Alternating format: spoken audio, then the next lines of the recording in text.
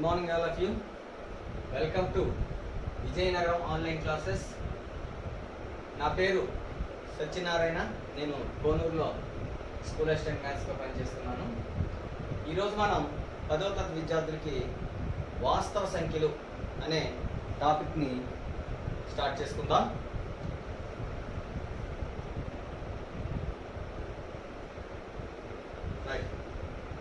పిల్లలు, మనం నిత్య జీవితంలో in my daily life counting నెంబర్స్గా ఉపయోగించే సంఖ్యలు ఏంటంటే 1, 2, 3, 4 సో ఆన్. వీటిని మనం కౌంటింగ్ నెంబర్స్ అంటాం. వీటినే న్యాచురల్ నెంబర్స్, సహజ సంఖ్యలు అని మనం వీటిని పిలుస్తాం కదా. ఇది మనందరికీ తెలుస్తుంది. అలాగే వీటికి సున్నాని చేర్చినట్లయితే ఈ సంఖ్యలు మనం ఏమంటాము? వీటిని మనం పూర్ణాంకాలు, హోల్ నెంబర్స్ అంటాం అనమాట. ఏమంటాం మనం వీటిని? Whole numbers.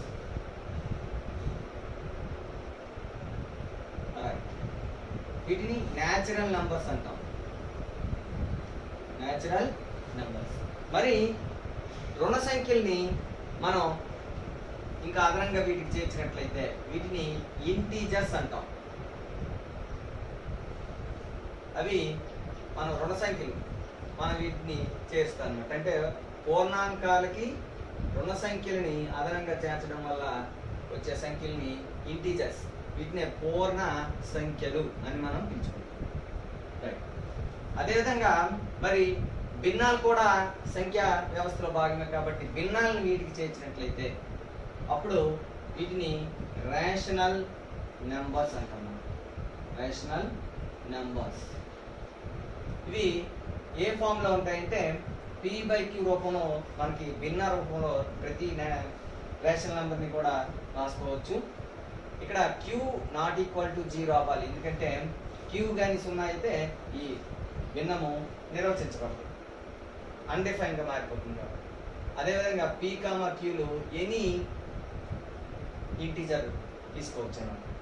ఉదాహరణకు ఇప్పుడు 5 అనే నెంబర్ తీసుకుంటే 5/1 అని రాసుకోవచ్చు, లేదంటే 10/2 అని రాసుకోవచ్చు. ఇది P/Q రూపంలో ఉంది కాబట్టి ప్రతి పూర్ణ సంఖ్య కూడా మనకి అగ్రణీయ సంఖ్య అవుతుంది.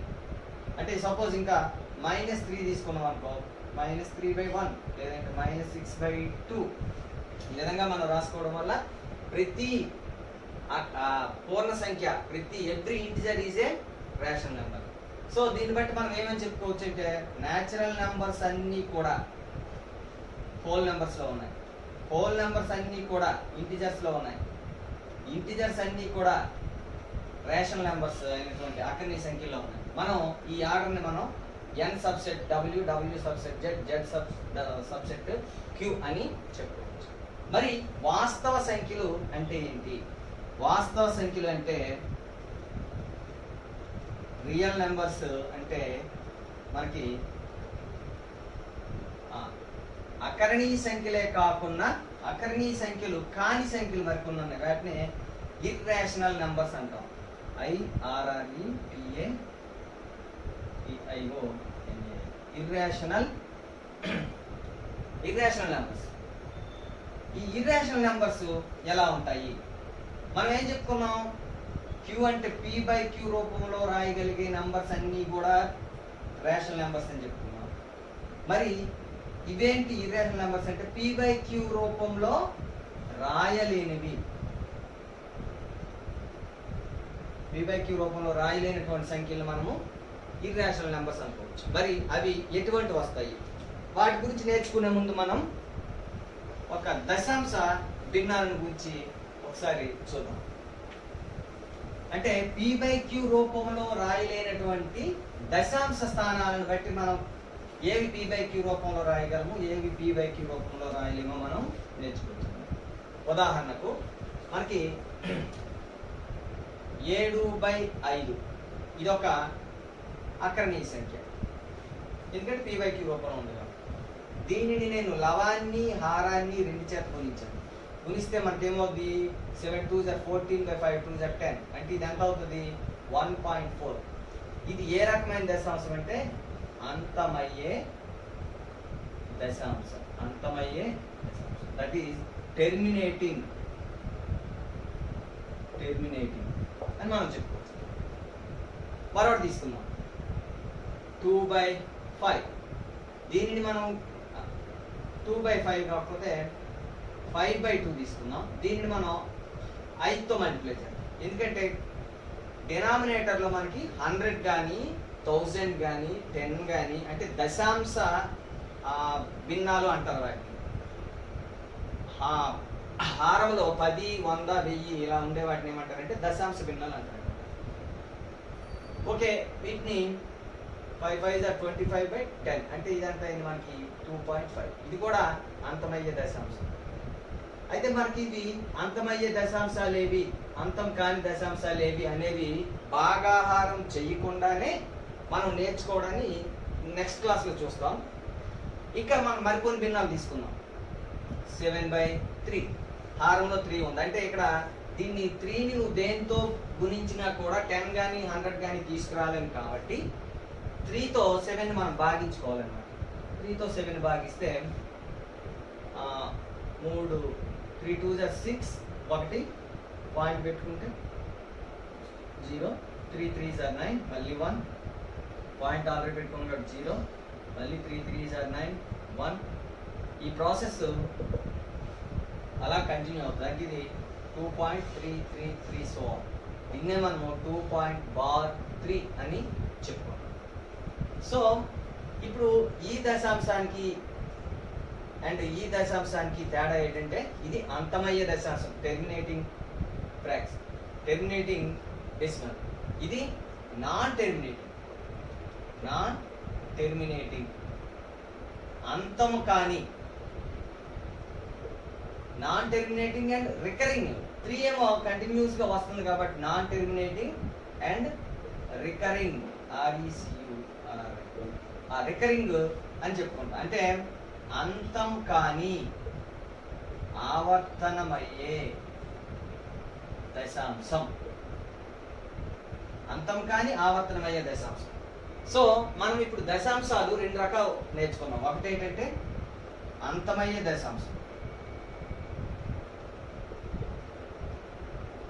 ఈ అంతమయ్యే దశాంశం p/q రూపంలో రాయగలిగిందే, ఎందుకంటే 1.4 అంటే 7/5.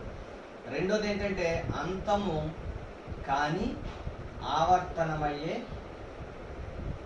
దశాంశం. ఇది టెర్మినేటింగ్, దీన్ని నాన్ టెర్మినేటింగ్ అండ్ రికరింగ్ అని చెప్పుకున్నాం. ఓకే, దీనిని కూడా మనము p/q రూపంలో రాయొచ్చు. దీన్ని ఏ విధంగా p/q రూపంలో రాయొచ్చు మనం ఆల్రెడీ నేర్చుకోవడం జరిగింది. దీనికి నేను చెప్తాను ఇప్పుడైనా. ఇంకా మూడో రకం ఏంటంటే అంతం కాని మరియు ఆవర్తనం కూడా కాని దశాంశం. That means non terminating, non recurring. Non terminating and non recurring,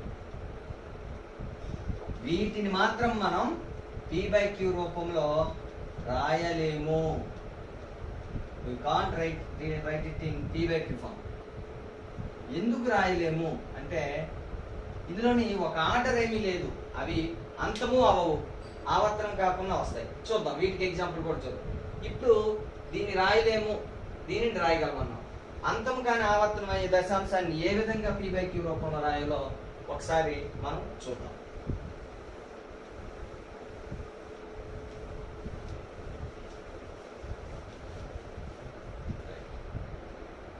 suppose మనం ఏదైనా ఒక భిన్నాన్ని తీసుకున్నాం, అదే దశాంశాన్ని అంతం కానీ ఆవర్తనమైనది 3.6666.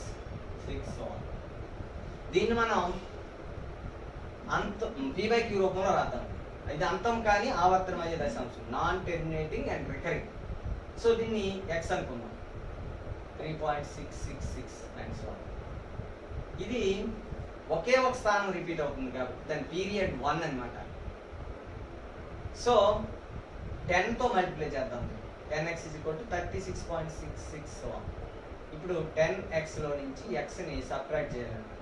అంటే 36.666 నుంచి మనం x అయినటువంటి 3.666ని సెపరేట్ చేస్తే 10x నుంచి ఒక x తీస్తే 9x. This is equal to ఇక్కడ వరకు ఇవి జీరోస్ అయిపోతాయి, ఇదేమో 3, ఇదేమో 3. So x is equal to 33/9. 3తో దీని సింప్లెస్ట్ ఫార్మ్లోకి చేంజ్ చేస్తే 3 11 jar 33, 3 3 jar 9. So 11/3. So 3.6 is equal to 11/3. p/q రూపంలో రాయగలిగాం కదా. సో ఈ విధంగా ఏ ఒక అంతం కానీ ఆవర్తనం అయ్యే దశాంశం ఇచ్చిన దానిని మనం p/q రూపంలో రాయగలమని ఇప్పుడు నేర్చుకున్నాం. దీన్ని సింపుల్గా చెప్పడానికి ఒక షార్ట్ కట్ మీకు నేను ఇప్పుడు చెప్తాను, ఒకసారి చూడండి. మనం ఇది బిట్స్లో ఇచ్చే అవకాశం ఉంటుంది. సపోజ్ మనం ఒక డెసిమల్ తీసుకున్నాం 32.2/67. దీన్ని చదివేటప్పుడు ఒకసారి గుర్తుపెట్టుకోండి, 32.267 బార్ అంటే బార్ ఎక్కడ ఉందో మనకు తెలియదు కాబట్టి ఎలా చదవాలంటే 32.2/67. సో బార్ కింద ఉన్న సంఖ్యలని ముందు బార్ చదివి తర్వాత ఆ సంఖ్యలు చదివితే మనకు కన్ఫ్యూజ్ లేకుండా ఉంటుంది. సో ఇప్పుడు దీనికి సింపుల్గా p/q రూపంలో ఎలా రాసుకోవచ్చు అంటే ఫస్ట్ ఈ నెంబర్ని అంతా రాసేయాలి. 32267 మైనస్ బార్ లేకుండా ఉన్నటువంటి ఇవన్నీ తీసేయాలన్నమాట. 322 బై బార్ కింద ఎన్ని సంఖ్యలు ఉన్నాయి? 2 ఉన్నాయి కాబట్టి పీరియడ్ దాన్ని 2 కాబట్టి 2 9s వేసుకోవాలి. బార్ కింద ఎన్ని సంఖ్యలు ఉంటే అన్ని 9s వేసుకోవాలి. బార్ లేకుండా అంటే డిజిట్ తర్వాత, వీటితో మన సంబంధం లేదు, డెసిమల్ పాయింట్ తర్వాత ఉన్న సంఖ్యలే చూసుకోవాలి కింద వేసేదానికి. బార్ తర్వాత 2 సంఖ్యలు ఉన్నాయి కాబట్టి 2 9లు వేస్తాం. బార్ లేకుండా ఒకే సంఖ్య ఉంది, ఇవి బార్ లేకుండా ఉన్న సంఖ్యల కింద మనం తీసుకోకూడదు. పాయింట్ తర్వాత అది ఒక 0. సో ఇదే p/q ఫామ్. ఇప్పుడు దీన్ని మనం సబ్ట్రాక్ట్ చేద్దాం.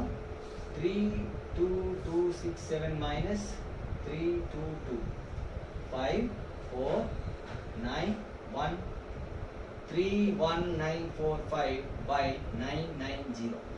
దీన్ని సింప్లిఫై చేసుకోవచ్చు, 5తో క్యాన్సిల్ చేసి దీన్ని సింప్లెస్ట్ ఫామ్లోకి మార్చుకోవడం అనేది కూడా చేయాలి. ఇక్కడ మనం ఒకటి గమనించాలి, ఇది నేను కొంచెం పెద్ద లెక్క తీసుకోవడం జరిగింది ఎందుకంటే అన్నిటికీ వస్తుంది. అదే సింపుల్గా ఉన్నాయి. ఇప్పుడు దీన్ని చూద్దాం, ఆల్రెడీ చేసినటువంటి దాన్ని. 3.6 దీనికి మనం p/q రూపం ఎలా రాసుకోవాలి? 36 మైనస్ 3 బై అంటే మొత్తం నెంబర్ బార్ లేకుండా పాయింట్ తీసి అన్ని మొత్తం నెంబర్ రాసేయాలి. అందులోంచి బార్ లేకుండా ఉన్నటువంటి మొత్తం తీసేయాలి. ముందున్న ఇవన్నీ కూడా పాయింట్ ముందున్నవి, బార్ ముందున్నవి అన్నీ కలిపి తీసేయాలన్నమాట. బై బార్ కింద ఒకే ఒక నెంబర్ ఉంది, బార్ లేకుండా ఇక్కడ నెంబర్ లేదు ఎందుకంటే పాయింట్ తర్వాత మనకి 6 ఒకటే ఉంది. So 36 minus 3 33/9. దీన్ని 3తో చేస్తే 3 11 jar 33, 3 3 jar 9. So 11/3. here also 11/3. So ఇది సింప్లెస్ట్ ఫామ్. మనకి ఎప్పుడైనా పబ్లిక్లో ఇది ఏమైనా కాంపిటేటివ్ ఎగ్జామ్స్లో మనకి ఇది ఉపయోగపడుతుంది. సో మనం ఇప్పుడు దేన్ని ఇచ్చినా కూడాను p/q రూపంలో అంటే మనం ఇక్కడ ఏం చెప్పుకున్నాం? అంతం కానీ ఆవర్తనమయ్యే దశాంశం. Every non terminating and recurring can be written in the form of p/q and every terminating also written in the form of p/q. That is one very easy మనకి. ఎందుకంటే సపోజ్ 2.6 దీన్ని ఏ రాయొచ్చు? 26/10. ఆ విధంగా పాయింట్ తర్వాత ఎన్ని డెసిమల్ తర్వాత ఎన్ని అయితే డిజిట్స్ ఉన్నాయో ఒకటి పక్కన అన్ని జీరోస్ వేసుకుంటే డినామినేటర్లో మనకి అది p/q ఫామ్లోకి వచ్చేస్తుంది. దాన్ని మనం సూక్ష్మ రూపంలోకి మార్చుకొని మనం దాన్ని p/q ఫామ్లోకి మార్చుకోవచ్చు. ఇప్పుడు ఈ మూడో రకమైనటువంటి అంతము కానీ ఆవర్తనం కానీ దశాంశాలు p/q రూపంలో రాయలేము కాబట్టి వాటిని మనం ఇర్రేషనల్ నెంబర్స్ అంటాం. వాటిని కరణీయ సంఖ్యలు అంటాం. అంటే ఏ సంఖ్య అయినా p/q రూపంలో రాయలేకపోతే అది కరణీయ సంఖ్య అవుతుంది. మరి అంతం కానీ ఆవర్తనం కానీ దశాంశానికి ఉదాహరణ మనకి కరణీయ సంఖ్యలకి ఉదాహరణలు రాద్దాం. కరణీయ సంఖ్యలకి ఇర్రేషనల్ నెంబర్కి మనం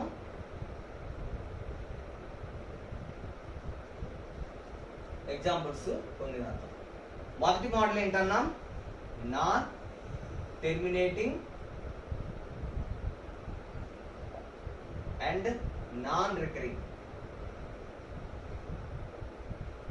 దీనికి ఎగ్జాంపుల్ తీసుకుంటే సపోజ్ 2.374185962318043 సో ఆన్. ఇక్కడ ఒక రిపిటేషన్ అనేది మనకి ఎక్కడ రాలేదు. సో దీన్ని మనం ఖచ్చితంగా మనం ఇర్రేషనల్ నెంబర్గా అనుకోవచ్చు. దీన్ని ఎట్టి పరిస్థితుల్లోనూ p/q రూపంలోనే మనం రాయాలి. ఇంకా మరొక ఉదాహరణ చూద్దాం ఇలాంటిదే. 3.10 100 1000 140 అండ్ సో ఆన్. ఇక్కడ ఒక ప్యాటర్న్ అయితే కనిపిస్తుంది, బట్ అది రిపిటేషన్ కాదు. ఎందుకంటే ఇది రికరింగ్ లేదు. ఇక్కడ 10 రిపీట్ అయిందా లేకపోతే 100 రిపీట్ అయిందా, ఏం రిపీట్ అవ్వలేదు. కాబట్టి ఇది కూడా, కాకపోతే మనకి ఇక్కడ ఒక ప్యాటర్న్ ఉంది అనమాట. ప్యాటర్న్ ఉన్నంత మాత్రాన అది కర్ణీయ సంఖ్యగా, అది అకర్ణీయ సంఖ్యగా మనం చెప్పలేము. సో ఇది కూడా కర్ణీయ సంఖ్య. ఇంకా మూడో ఉదాహరణ, మనకి నిత్య జీవితంలో పై వాల్యూని ఎక్కువగా క్యాలిక్యులేషన్ పార్ట్లో పై వాల్యూ 22/7 అని చెప్తుంటాం. కానీ ఇది 22/7 అకర్ణీయ సంఖ్య, కానీ పైకి ఇది ఖచ్చిత వాల్యూ కాదు, ఇది సుమారు వాల్యూ మాత్రమే. అయితే ఇక్కడ పై కరణీయ సంఖ్య అకరణీయ సంఖ్య అంటే పై విలువ ఇది కాదు కాబట్టి ఇది సుమారుగా అని చెప్పుకోవాలి. కాబట్టి పై విలువ మాత్రము కరణీయ సంఖ్య. మరి పై ఏ విధంగా కరణీయ సంఖ్య, హౌ పై ఈజ్ ఇర్రేషనల్ అని మనం ఒకసారి ఎలా వచ్చిందో ఒకసారి చూద్దాం. మనం 9th క్లాస్ నేర్చుకుంటాం. పై అంటే ఏంటి? Circumference and by diameter, the ratio between circumference and diameter of a circle. ఒక సర్కిల్ మనం తీసుకుంటే ఇది దీని తాలూకు డయామీటర్ అనుకుంటే, ఈ సర్కంఫరెన్స్ కి length of the circumference by length of the diameter వేస్తే ఆ రెండింటికి ఉన్న రేషియోనే పై. ఎందుకంటే పై అంటామంటే మనకి ఏం కనుక్కున్నారంటే ఏ వృత్తంలోనైనా ఈ సర్కంఫరెన్స్ కి మరియు డయామీటర్ కి ఉన్న రేషియో ఈక్వల్ గా ఉంటుంది. అది ఇంచుమించుగా 22/7, but not is equal to 22/7. అయితే మరి సార్ ఇక్కడ సి వాల్యూ ఒక ఏదో అకర్ణీయ సంఖ్య అవుతుంది, డి వాల్యూ అకర్ణీయ సంఖ్య అవుతుంది, కాబట్టి c/d కూడా మనకి అకర్ణీయ సంఖ్య అవ్వాలి కదా సార్ అంటే అలా అవుతుంది. ఎందుకు కావాలంటే మనకి మనం ఉపయోగిస్తున్నటువంటి మానం ఏంటంటే దశాంశ మానం, డెసిమల్ సిస్టమ్. అంటే 10 పార్ట్స్ చేస్తాం ప్రతి దాన్ని కూడా. 100ని 10 పార్ట్ చేస్తే అందులో ఒక పార్ట్ 10, 10ని 10 పార్ట్లు చేస్తే అందులో ఒక పార్ట్ 1, 1ని 10 పార్ట్లు చేస్తే అందులో ఒక పార్ట్ 1/10, 2 పార్ట్స్ని 2/10 అంటాం.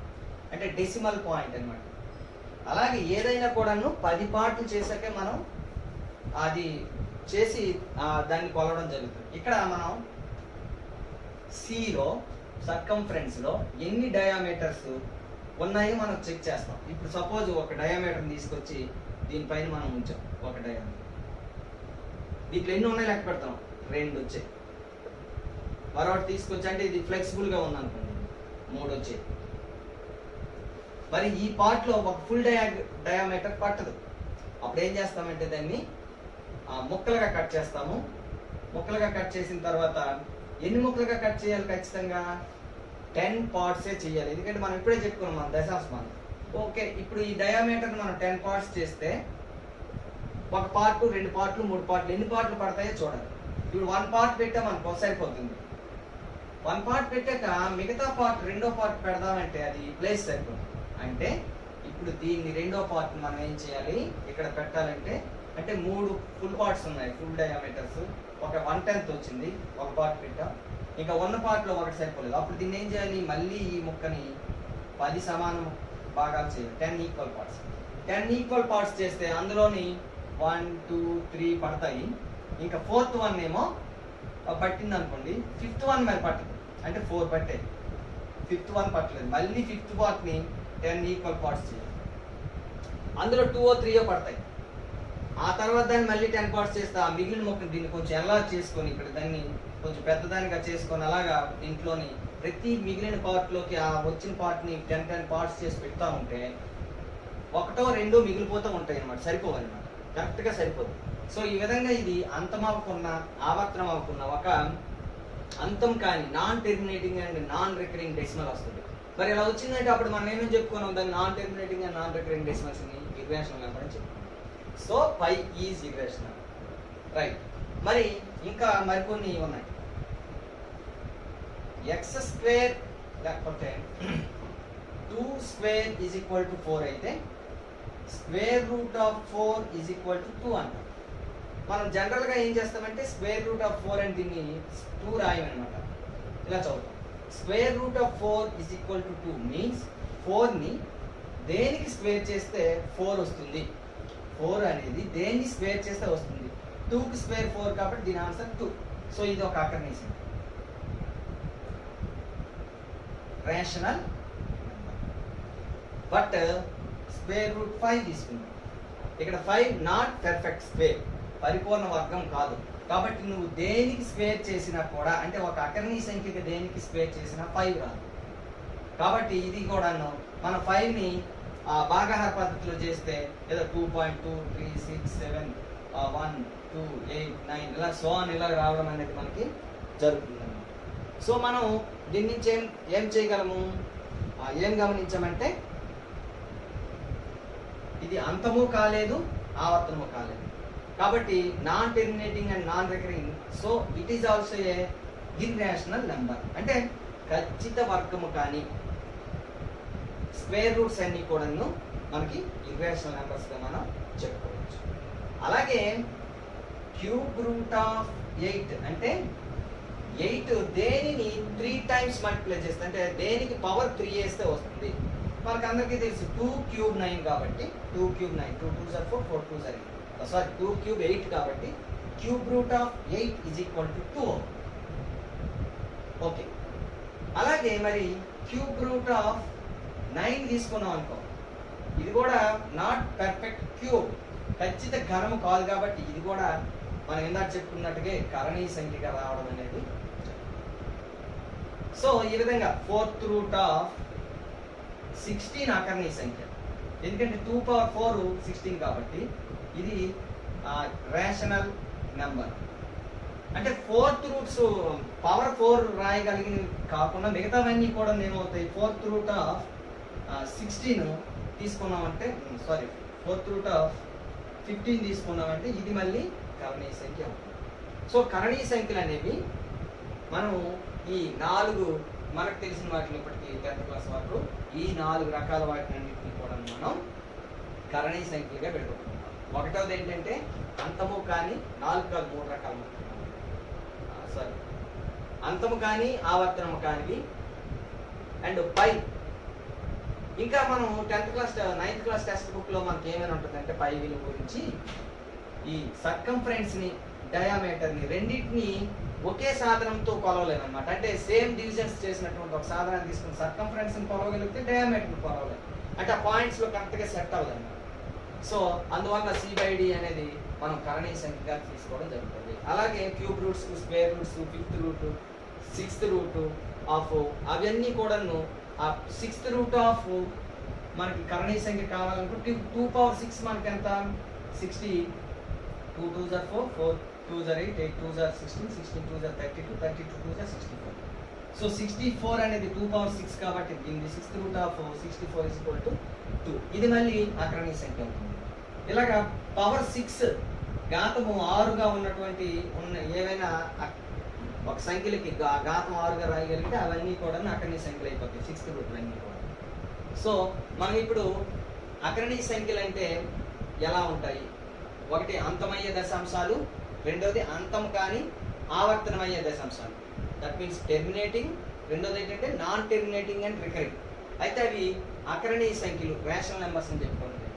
మరి ఇర్రేషనల్ నెంబర్స్ కంటే నాన్ టెర్మినేటింగ్, నాన్ రికరింగ్, అంతము కానీ ఆవర్తనము కానీ దశాంశాలు అండ్ మరి square roots, cube roots, 4th roots, 5th roots, వీటిల్లో ఆ ఘనం ఏదైతే ఉందో క్యూబ్ రూట్లు అంటే ఘనం కాని ఖచ్చిత ఘనం కాని సంఖ్యలన్నీ కూడా అందులో ఉంటే అవన్నీ కూడా మనకి కరణీయ సంఖ్యలు అని మనం చెప్పుకోవడం అనేది జరుగుతుంది.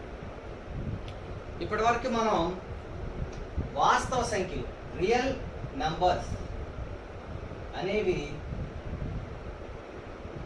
ఏమిటంటే అకరణీయ సంఖ్యలు మరియు కరణీయ సంఖ్యల యూనియన్, సమ్మేళనంగా మనం చెప్పుకుంటాం. ఇక్కడ మనం ఒకటి గమనించాలి, ఏ ఒక్క అకరణీయ సంఖ్య కూడా కరణీయ సంఖ్య అవ్వదు, ఏ కరణీయ సంఖ్య కూడా అకరణీయ సంఖ్య అవ్వదు. ఓకే, ఈరోజు మనకి ఈ రియల్ నెంబర్స్ ని లో మన 10th క్లాస్లో ఉన్నటువంటి చాప్టర్స్ మనం ఇప్పుడు డిస్కస్ చేద్దాం. మనకి సాధారణ భాగాహారం ఒకసారి చూద్దామండి. 23ని మనం 5తో భాగిద్దాం.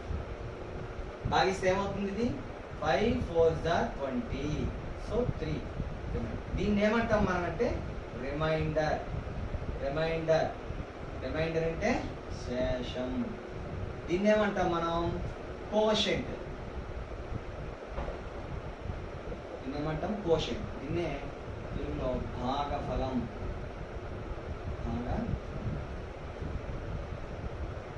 దీన్ని విభాజ్యము అంటాం. విభాజ్యము, డివిడెండ్. దీన్ని డివైజర్ అంటే భాగఫలం, సారీ విభాజకం.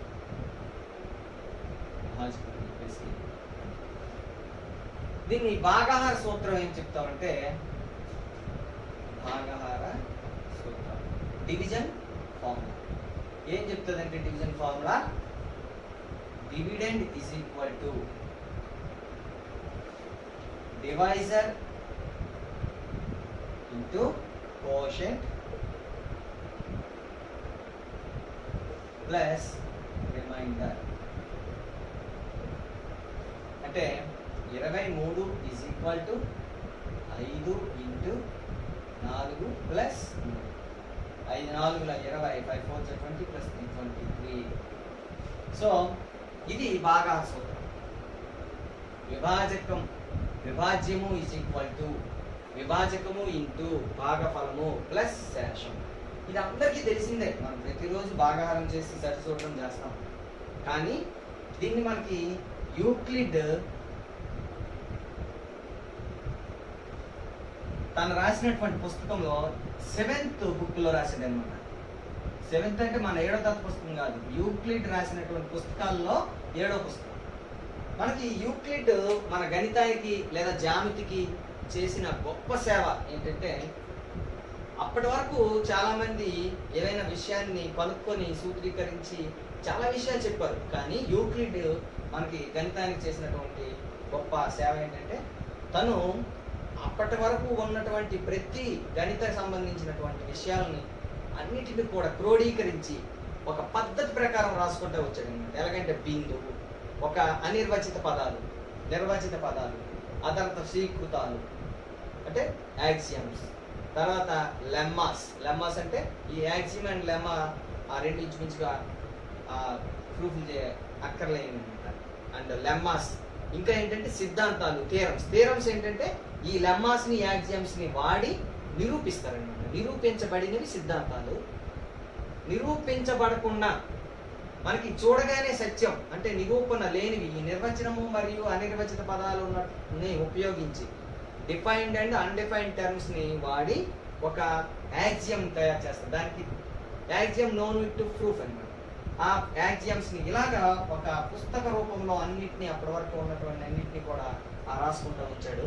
ఆ విధంగా యూక్లిడ్ మనకి అప్పటి వరకు ముందే నుంచే తెలిసినప్పటికీ యూక్లిడ్ దీన్ని పుస్తకంలో రాసి దానికోసం వివరించాడు. కాబట్టి ఇక్కడ ఈ భాగాహార సూత్రాన్ని మనం ఏంటంటే యూక్లిడ్ డివిజన్ లెమ్మా అంటారు అనమాట. యూక్లిడ్ డివిజన్ లెమ్మా, తెలుగులో యూక్లిడ్ భాగాహార న్యాయం. మనకి 10వ తరగతిలో మనకి ఏంటంటే ఈ యూక్లిడ్ భాగాహార న్యాయంతోనే మనం స్టార్ట్ చేసుకోవడం జరుగుతుంది. ఏంటి యూక్లిడ్ భాగాహార న్యాయం, దీన్ని ఏ విధంగా ఉపయోగిస్తారు, వీటన్నిటి గురించి ఒకసారి మనం చూద్దాం.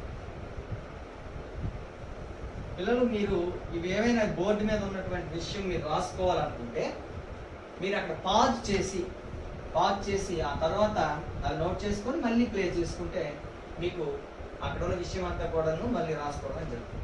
ఓకే, ఇప్పుడు మనం యూక్లిడ్ భాగాహార న్యాయం, యూక్లిడ్ డివిజన్ లెమ్మా. దీన్ని షార్ట్ కట్లో EDL అని ట్రీట్ చేద్దాం.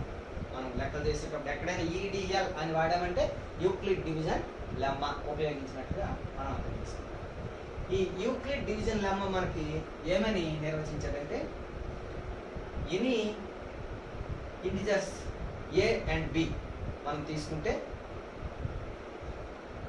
A గ్రేటర్ దెన్ B అనుకో, అప్పుడు A is equal to BQ plus R. అంటే ఇక్కడ B అంటే డివైజర్, చిన్నదానితో పెద్దదాన్ని భాగిస్తే ఇక్కడ వచ్చినటువంటిది భాగఫలం కోషెంట్ అండ్ ప్లస్ శేషం. ఇంత చెప్పుకోలేం కదా, విభాజ్యము ఈజ్ ఈక్వల్ టు విభాజకము ఇంటూ భాగఫలం ప్లస్ శేషం. Dividend is equal to divisor into quotient plus remainder. అయితే ఇక్కడ మనం ఇందాక చెప్పినటువంటి ఎగ్జాంపుల్ మళ్ళీ తీసుకుంటే 23ని 5తో డివిజన్ చేస్తే 5 4 జా 20, రిమైండర్ ఏమో 3. ఇక్కడ ఏం చెప్పాం మనము, ఈ రిమైండర్ వాల్యూ ఖచ్చితంగా 5 కంటే చిన్నది ఉండాలి. సపోజ్ నువ్వు ఇలా తప్పు భాగించారనుకోండి, ఎవరైనా 5 3 జా 15 అని భాగిస్తే ఇక్కడ ఎంత వస్తుంది, 8 వస్తుంది రిమైండర్. ఈ రిమైండర్ దీనికంటే పెద్దది వచ్చిందంటే ఈ భాగహారం తప్పు కదా ఇది. సో అదే విధంగా ఇక్కడ మనం అప్లై చేసుకుంటే, అలాగే శేషం అనేది కంపల్సరీగా 0 కానీ అంతకంటే ఎక్కువ కానీ ఉంటుంది. సపోజ్ ఇలా తీసుకున్నాం 23 నువ్వు 5తో భాగించినప్పుడే 5 6 జా 5 జా 25 అని తీసుకున్నాం. సో దీని నుంచి తీస్తే -2 రిమైండర్ అనేది మనకి ఉండదు, కాబట్టి ఇది కూడా తప్పే. సో ఖచ్చితంగా R విలువ 0కి సమానమైన అవ్వచ్చు, లేదంటే 0 కంటే పెద్దది. ఇది ఖచ్చితంగా B వాల్యూ కంటే తక్కువగా ఉన్నది. ఇదే యూక్లిడ్ డివిజన్ లెమ్మా. మన యూక్లిడ్ డివిజన్ లెమ్మా ఏం చెప్తుందంటే, for any integers A and B, A greater than B, then we can write A is equal to BQ plus R, where Q and R are positive integers, any positive integers, and 0 less than or equal to R less than B. These Q and R unique. They are unique. Unique అంటే ఏకైకం. ఉదాహరణకి ఇప్పుడు నేను A is equal to 150 తీసుకున్నాను, B is equal to ఏదో 9 తీసుకున్నాను. ఇప్పుడు నేను 150ని 9తో భాగించుకున్నాను. భాగించుకుంటే 9 1s are 9, ఇక్కడ ఎంత మిగులుతుంది 6, 9 6 are 54, 6 మిగులుతుంది రిమైండర్. ఇక్కడ రిమైండర్ 9 కంటే ఎక్కువ ఉంది, తక్కువ ఉంది కాబట్టి మనకి సరిపోయింది. సో ఇప్పుడు 150 is equal to 9 into quotient ఎంత 16 ప్లస్ 6. 9 16 144 ప్లస్ 6. అంటే దీన్ని ఇలాగ రాయగలగాలండి, దీని వాల్యూ Q. సో ఇక్కడ Q ఈజ్ ఈక్వల్ టు 16 వచ్చింది, R ఈజ్ ఈక్వల్ టు 6 వచ్చింది. 16 6 కాకుండా ఈ కండిషన్ సాటిస్ఫై చేస్తున్నట్టు మనకి మరింకా ఏ విలువలు రావు. అంటే యూనిక్గా వస్తాయి. నువ్వు 2 నెంబర్లు చెప్తే వాటికి Q మరియు R విలువలు ఖచ్చితంగా యూనిక్గానే రావడం అనేది జరుగుతుంది. మరొక ఉదాహరణ తీసుకుందాం. A is equal to 300, B is equal to 12 తీసుకుందాం.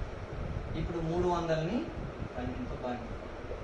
12 2 24, 6 0, 12 5 45. So 300 is equal to 12 into Q, ఇక్కడ వాల్యూ, ఇక్కడేమో R. Q ప్లేస్లో 25 వచ్చింది, R ప్లేస్లో 0 వచ్చింది. So Q is equal to 25, R is equal to 0. ఇక్కడ Q 25 R 0 కాకుండా మరొక వాల్యూ ఎవరైనా వస్తుందేమో ట్రై చేస్తుంది. అది వస్తే ఖచ్చితంగా మైనస్ అయినా అయిపోతుంది, లేదంటే 12 కంటే పెద్ద విలువైనా అయిపోతుంది. కాబట్టి యూక్లిడ్ భాగహార న్యాయాన్ని పాటించకుండా ఉంటుంది అన్నమాట. ఆ పాటించేటట్టయితే Qకి Rకి యూనిక్ వాల్యూస్ వస్తాయి, ఏకైక వాల్యూస్ రావడం అనేది జరుగుతుంది. అంటే మనం ఇప్పుడు ఏవైనా 2 నెంబర్లు ఇస్తే ఆ 2 నెంబర్లకి మనం ఉపయోగించి యూక్లిడ్ భాగహార న్యాయాన్ని అప్లై చేసి Q మరియు R విలువల్ని ఏకైకంగా కనుక్కోవడం అనేది మనం ఇప్పుడు చేయగలం. ఇప్పుడు యూక్లిడ్ భాగాహార న్యాయాన్ని అప్లై చేసి క్యూ మరియు ఆర్ విలువల్ని కొన్నింటిని కనుక్కుందాం. ఎగ్జాంపుల్ ఇస్తాం. ఫస్ట్ 2 నెంబర్స్ తీసుకుందాం ఏవైనా, 475 అండ్ 24. ఇప్పుడు మనం ఏం చేయాలంటే పెద్ద విలువని ఏ కింద తీసుకుంటాము, చిన్న విలువనేమో బి తీసుకుంటాము. ఇక్కడ ఎవరైనా మనకి 475ని 24తో భాగించడం అయితే ఖచ్చితంగా చెయ్యాలి, ఎందుకంటే మనం అంతకంటే ఇంకో పద్ధతి లేదు, డైరెక్ట్గా కనుక్కోలేదు. 24 వన్స్ 24 ఎంత మిగులుతుంది, 3 ఎక్కడ 2 5. ఇంచుమించి ఇది 25 అనుకుంటే 625 అయితే 250 కాబట్టి మనం ఇంచుమించుగా 5s పడుతుంది అనమాట. 5 24 5 4 20 5 4 22 5 2 10 plus 2 22.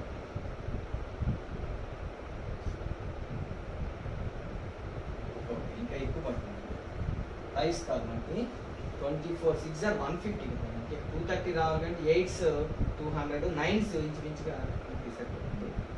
9 4s are 36 3 9 2s are 18 plus 3 21. 15లో 6 పోతే 9, ఇక్కడ 2 ఉంటుంది, 2 1 పోతే 1. సో ఇక్కడ చూడండి రిమైండర్ 24 కంటే చిన్నదిగా ఉంది కాబట్టి మనం సాటిస్ఫై అవుతుంది. So 475 is equal to 24 into plus remainder ఇలా రాసుకోవాలి మనం. ఇక్కడ క్యూ ప్లేస్లో 19, ఆర్ ప్లేస్లో కూడా 19 వచ్చింది, అది యాదృచ్ఛికంగా వచ్చింది. సో ఇక్కడ Q is equal to 19, R is equal to కూడా 19. మరో లెక్క చూద్దాం. 2032 1650. ఇక్కడ కూడా మనం ఏ ఈజ్ ఈక్వల్ టు 2032 అని తీసుకుందాం and B is equal to 1650. ఇక్కడ కూడా ఏం చేయాలి, 2032ని 1651తో భాగిస్తే ఒకట్లే పడుతుంది, 1651. 2లో 1 పోతే 1, 13లో 5 పోతే 8, ఇక్కడ 9లో 6 పోతే 380. ఈ 381 ఇప్పుడు క్యూ ఇది బి వాల్యూ కంటే చిన్నదిగా ఉంది కాబట్టి మనం ఆర్ ఈక్వల్ అదే తీసుకుంటాం. మళ్ళీ పాయింట్ పెట్టుకొని చెయ్యం యూక్లిడ్ భాగాహార న్యాయంలో. So 2032 is equal to 651 into Q plus R. Q value ఏమో 1, R వాల్యూ ఏమో 381. మనకి Q వాల్యూకి రిస్ట్రిక్షన్ లేదండి, Q వాల్యూ ఎంతైనా రావచ్చు, 1 నుండి ఒక్కోసారి 0 కూడా రావచ్చు, చెప్తాను అది సందర్భం. సో ఇక్కడ Q is equal to 1, R is equal to 381. అంటే 0 ఎప్పుడు వస్తుంది అంటే నువ్వు ఏగా చిన్న వాల్యూని బిగా పెద్ద వాల్యూని తీసుకుంటే అప్పుడు Q వాల్యూ 0 వేసుకొని చేయవచ్చు. రైట్, ఈ విధంగా మనము యూక్లిడ్ భాగాహార న్యాయాన్ని ఉపయోగించి ఏవైనా 2 సంఖ్యలు ఇస్తే అక్కడ కోషెంట్ని రిమైండర్ని మనం A is equal to BQ plus R లో 0 less than are equal to R less than are equal to B less than B అయ్యేటట్టు ఈ నియమానికి లోబడి క్యూ మరియు ఆర్ని ఏకైకంగా మాత్రమే మనము కనుక్కోగలము. ఇప్పుడు మనం మరొక చిన్న ఎగ్జాంపుల్ తీసుకుందాం. ఇందులో ఏ మనకి తెలియదు, ఏదైనా ఒక పాజిటివ్ నెంబర్, బి వాల్యూ 3 అనుకో. దీనిపైన మనం యూక్లిడ్ భాగాహార నియమాన్ని మనం అప్లై చేద్దాం. చేస్తే ఏమవుతుంది, A is equal to 3 into Q plus R. ఎందుకంటే ఇక్కడ Q విలువ ఆర్ విలువ తెలియదు, మనకి ఏ విలువ కూడా తెలియదు. అయితే ఇక్కడ 0 less than are equal to R less than B కదా, బి వాల్యూ ఇక్కడ 3. అంటే ఆర్ తీసుకునే విలువలు మనం ఇక్కడ కనుక్కోవచ్చు. ఏంటంటే 0 1 అండ్ మరియు 2, ఆర్ 2. సో ఆర్ తీసుకోగలిగే విలువలు మనకి 0 కానీ 1 కానీ 2 కానీ మాత్రమే అవుతాయి. ఇంకోటి తీసుకుందాం, ఇది మనకి 1.1లో లెక్కల్లోని మనకి ఇది ఉపయోగపడుతుంది లాజిక్. ఇంకోటి తీసుకుందాం, ఏదైనా పోన్ సెంటర్ తీసుకుందాం, బి ఈజ్ ఈక్వల్ టు 4 తీసుకుందాం. ఈ సందర్భంలో పాజ్ చేసి మీరు క్యూ వాల్యూ మనకి ఎలాగా తెలియదు, క్యూ వాల్యూ ఏదైనా రావచ్చు, ఆర్ విలువలు మనం కనుక్కోవాలి. ఒకసారి పాజ్ చేసి మీరు ట్రై చేయండి. ఓకే, ఇప్పుడు A is equal to 4Q plus R. ఖచ్చితంగా 0 less than are equal to R less than 4. Therefore, the possible values of R are 0, 1, 2 or 3. ఈ 4 వాల్యూస్ మాత్రమే పాసిబుల్ అవుతాయి. మరొక చిన్న ఎగ్జాంపుల్, ఏ ఏదైనా పూర్ణ సంఖ్య b ఈజ్ ఈక్వల్ టు 7 తీసుకున్నాం. ఇప్పుడు a is equal to 7 plus r and 0 less than or equal to r less than 7. So possible values of r are 0, 1, 2, 3, 4, 5 or 6. ఈ 7 వాల్యూస్లో అంటే 0 నుంచి 6 వరకు ప్రతి వాల్యూని r తీసుకోవడానికి అవకాశం ఉంది. ఏ వాల్యూనైనా తీసుకోవచ్చు. సో అది students, thank you for listening. ఏమైనా మీకు డౌట్లు ఉంటే కిందని కామెంట్స్లో పెట్టండి. అదేవిధంగా దీని తర్వాత నేను ఒక గూగుల్ ఫార్మేట్ని డాక్యుమెంట్ నేను కింద డిస్క్రిప్షన్లో ఇవ్వడం జరుగుతుంది. దాని మీద క్లిక్ చేస్తే మనకి 20 బిట్స్ ఉంటాయి క్విజ్.